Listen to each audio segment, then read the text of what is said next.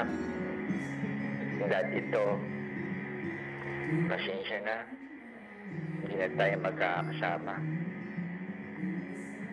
Pag mamimiss mo ko, ihag mo lang yung teddy bear, ha?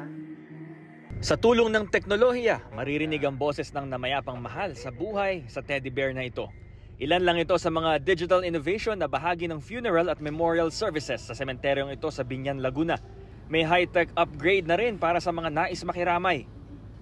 So wala nang guestbook, pero digital na kasi. May QR code, at kapag ito'y ating iscan, lalabas ang details ni Sir Boy Piccio, ang kanyang larawan, at maaari ring mag-iwan ng mensahe ng pakikiramay para sa pamilya. Para sa mga gaya ni Gerald na namatayan, malaking tulong ito sa pagbibigay ng impormasyon sa mga gustong makiramay sa kanila. Kapag ililibing ang kanilang ama, palalagyan din nila ng QR code ang lapida.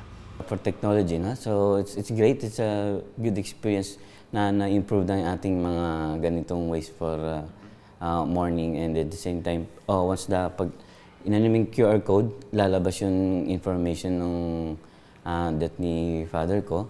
And then you can put some messages there, and then you can see all yung sinong pumunta.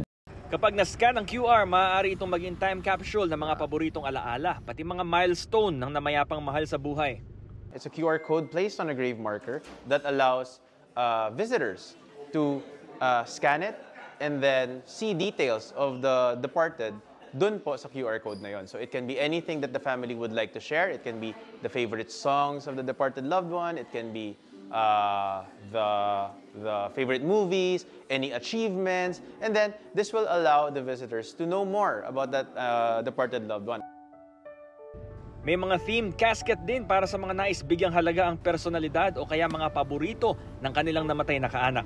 Halimbawa, ang customized na kabaong na ito na may disenyong hango mula sa basketball legend na si Kobe Bryant. Meron ding tulad nito na may shield ni Captain America. May iba pang mga paraan para gunitain ang alaala ng mga yumao gamit ang teknolohiya. Tulad ng floating urn na ito na gumagamit ng mga magnet para nakalevitate ang urn ng mahal sa buhay. Meron ding memorial composting na isang maliit na halaman at nakahalo sa lupa ang abo ng namatay na kaanak para maging bahagi rin ng puno sa paglipas ng panahon. May mga maliliit ding mga urn na maaaring gawing bahagi ng alahas o palamuti. Ito naman ang memorial jewelry. Ngayon digital age na, lalo pang dumarami ang mga paraan para sariwain ang alaala ng mga namayapa nating mahal sa buhay.